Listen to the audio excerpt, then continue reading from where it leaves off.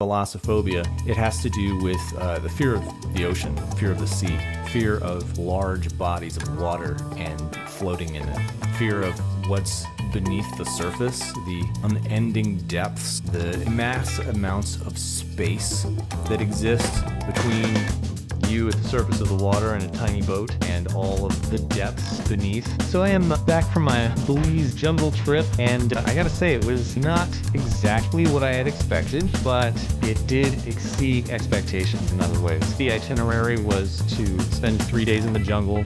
We were supposed to go fishing, but I got ill. I got some of the Montezuma's revenge because I filtered my water poorly. We did experience some of the Mayan culture. I did some cave diving and explored Mayan ruins and did some chocolate tasting.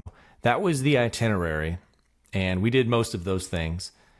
But I'm still processing the trip. You know, like I actually lost a lot of momentum on the YouTube channel because I was away for 2 weeks, and I had recording still producing while I was away, but when I got home, I really needed to rest and recover, mainly because I was ill. But I'm also reflecting on the trip itself because it was such a transformational, immersive experience where I was confronted with parts of myself and parts of reality that I did not anticipate confronting there. And so I'm actually in the process of writing a collection of essays, synthesizing the experience, trying to figure out what it is exactly that I do feel and what I did take away from those experiences. And, you know, it seems like the more I write, the more I have to say. I didn't anticipate to be writing for as long as I have been on the trip. I'm up to almost 10,000 words, I want to say. So, you know, that's like an over, if I were to read that out loud to you, that would be over an hour of content. I don't know that is the best way to communicate all of that to you, even if you would find any of that to be relevant or valuable to your life. But I did want to like at least check in and give you one little highlight from the trip and tell you a little bit about my cave swim. Now, as a little bit of background to this story, I have experienced some thalassophobia in the past. And if you're familiar at all with thalassophobia, it has to do with the fear of the ocean, fear of the sea, fear of large bodies of water and floating in it, fear of what's beneath the surface, the unending depths, the mass amounts of space that exist between you at the surface of the water in a tiny boat and all of the depths beneath. I experienced that first time when I went on a cruise, and the fear is real. I'm not afraid of most things. You know, I can handle heights. I like to rock climb, and I could probably maybe jump out of a plane. I don't know. I've never tried it. But I've been on a lot of adventures, and I got to say, being in the middle of the ocean is one of the ones that scares me the most. So I was afraid that I would have a similar experience doing this cave swim, because the fear isn't so much about water itself. I'm actually a strong swimmer. It's the fear of being away from your lifeline, being cut off from the things that give you survival, right? Like the similar idea, I guess, if you were to like project me into space as an astronaut, it would be a fear of being so far away from oxygen, right? Not having the immediacy of life-giving air at your fingertips. So the idea of plunging into a cave a mile under the earth was pretty intimidating to me. When we got there, you know, our guide's name was Juan. He was actually the second of 3 Juans that we would meet that week. He introduced us to his grandson, Ken, who carried our life vest for us, and we were all outfitted with helmets. And we hiked up this trail. It was probably a half-mile hike through the jungle and along this really crystal clear water. I've never actually seen water so clear. It was just this beautiful cerulean blue, and there's these like Mayan people bathing down in the waters, you know, there's like children playing, women washing their hair, doing their laundry. So we're hiking along this beautiful river up to the mouth of this cave where the river comes from. And we get there and we take off our shoes, and Juan says, "Don't swim over there." And I look over and there's this giant whirlpool. It looks like a drain just swirling and pouring down into the earth. And it's wide enough to swallow a grown man. Like If you swim over there, you get caught up in the riptide and it will suck you into the earth. And that's the last anyone will ever see of you. It was intimidating to say the least. So we didn't swim over there and we entered the cave. All right, so the water, when we got in, it was surprisingly warm for a mountain stream. I expected it to be a sort of shock, like when you're getting into the water.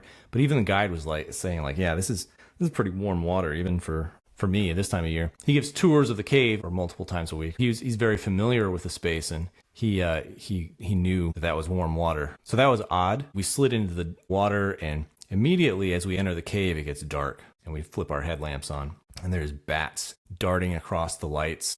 And there's only 5 of us with his grandson tailing behind.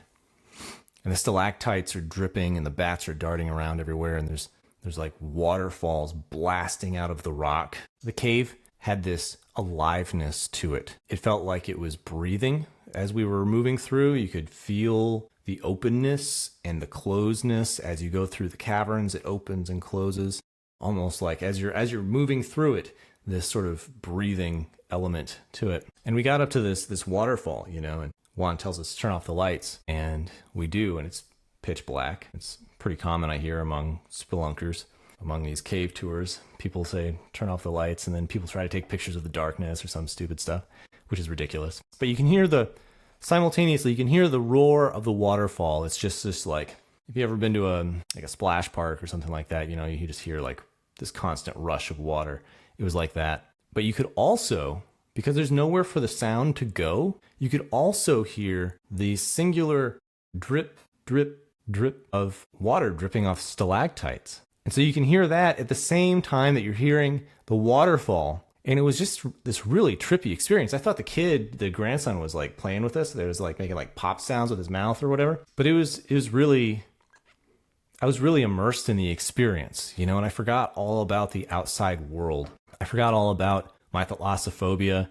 I forgot about the life-giving nature outside. And we kept going. We went deeper. We actually went about a mile inside this cave in all. And we were this line of bobbing helmets and lights. And we reached a second waterfall with this massive tree trunk jammed up inside the waterfall. It's like the waterfall was coming out of this like rock tunnel, and there's a massive log like shoved up in there. I don't know how it got up in there. But it was kind of a reminder that the outside world was still there. Again, we flipped off our lamps at that point, and you could see through a crack in the ceiling this light coming through. It's very faint. You could barely pick it up with the naked eye with the lights off, but it was definitely there. And so I want to say after about an hour or two, I lost track of all time. I don't know how long we were in there. There was lots of swimming and scrambling over rocks and bouldering.